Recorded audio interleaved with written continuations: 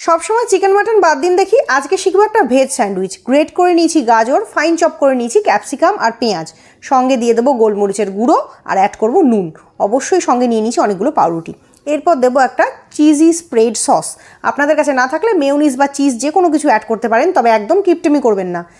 এর সঙ্গে অ্যাড করবো একটুখানি টমেটো সস।